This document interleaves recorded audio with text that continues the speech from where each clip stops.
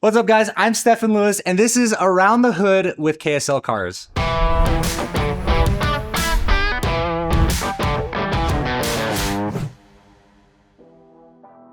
This is my first of three cars we'll talk about, but this is my 2008 Porsche Cayenne S. This car came as a little bit of like a surprise. I never had very much interest in something like this. I always had like a Raptor in the past, and so many other vehicles in the off-road market have grown so much in price, and these have depreciated a substantial amount. So I've got a bunch of armor here on the front. I had to do like a full bumper cut, so the bumper actually used to come all the way down here.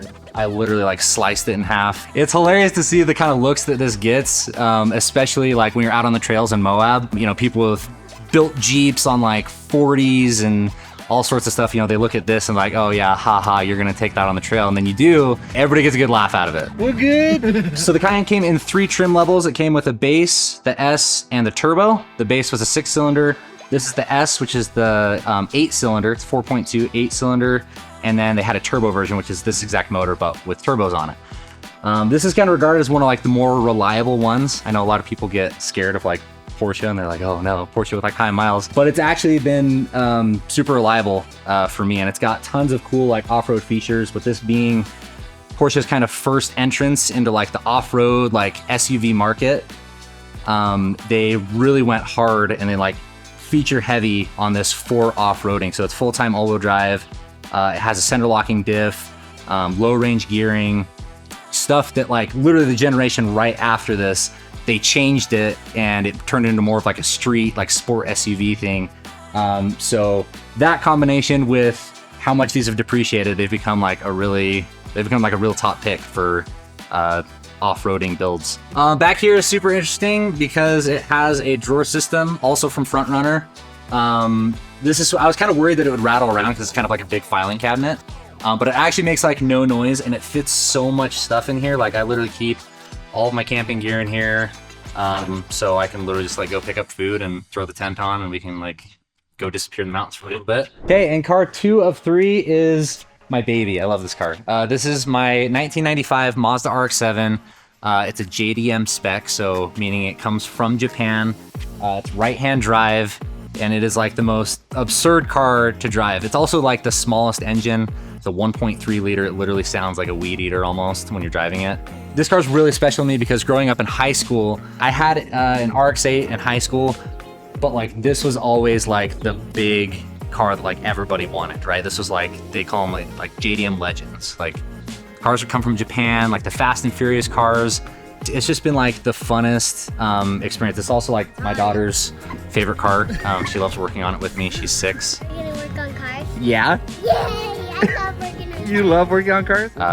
Yeah, she absolutely loves it. Some of the other parts that were really interesting that came on the car were things like this carbon fiber hood. It is like paper thin, and it comes from a company in Japan. It's called Ari Amamiya, and this is like one of the premier like rotary tuning shops in Japan. So this is like a super special part that was cool to have it come with the car. Underneath the hood, we did a ton of stuff. After I got it, we pulled the whole engine out and inspected it. We were maybe gonna like rebuild it, but as it turns out, it was like a brand new engine from Mazda that the previous owner had just put in Japan. Traditionally, these cars come with a twin turbo system, which isn't really like the best for performance. You know, back in the 90s when they made it, it was like all the rage because one turbo would spool up at lower RPMs, and then as you like got faster, the second turbo would kick in.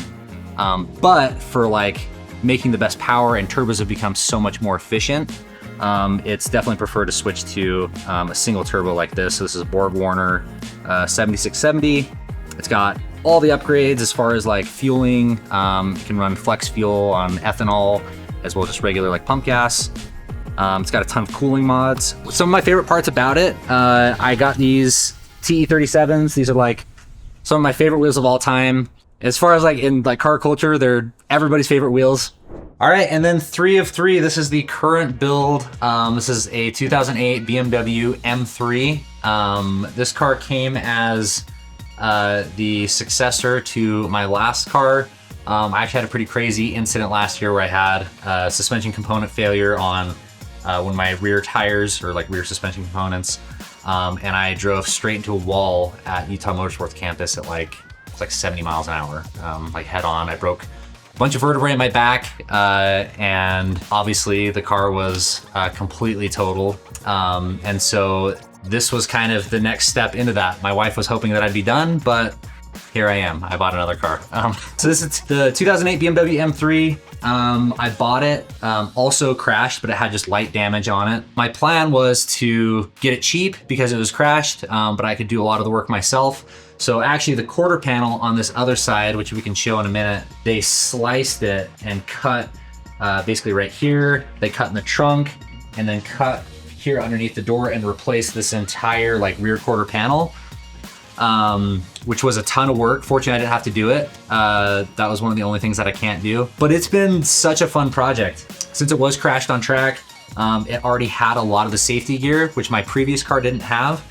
So it has like the full roll cage, it has a full fire suppression system, kill switches, everything like safety-wise that I would need. The car is also the only V8 M3 model that they've ever made. They made 6 cylinders all the way up until this generation. Did this for, I don't know, 6-7 years, I think. And then after that went back to a 6-cylinder.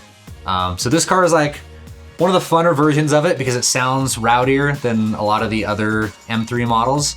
But yeah, this is the full track car.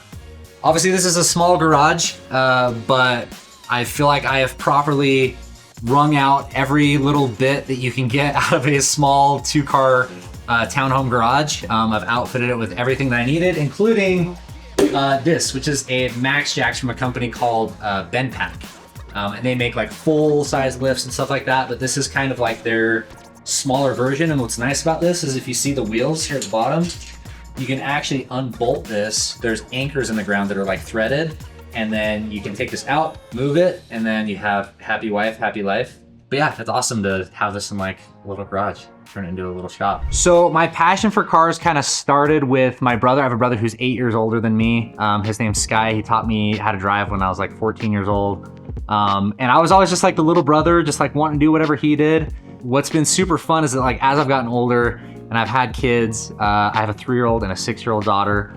My 6-year-old absolutely loves sharing like my passion for cars. She loves working on them with me. She's worked on all 3 of these cars and more. June, what are you doing? I'm looking at the coilover. The coilovers? Daddy, you're gonna help me or what? Yeah, dude. Where are you? I'm in the motor. You're in the motor? It's so cool to see people get so excited about like a little kid working on cars. You know, I feel like it was so like non-traditional. You know, everybody's like, as far as like the car scene that I'm in, there aren't a lot of people that have kids. And so seeing the response, just like the comments filled with people that are like, oh my gosh, like I can't wait to have kids one day, or like, I can't wait to do this with, you know, my daughter, you know, she's 1, and people just like sharing their own stories.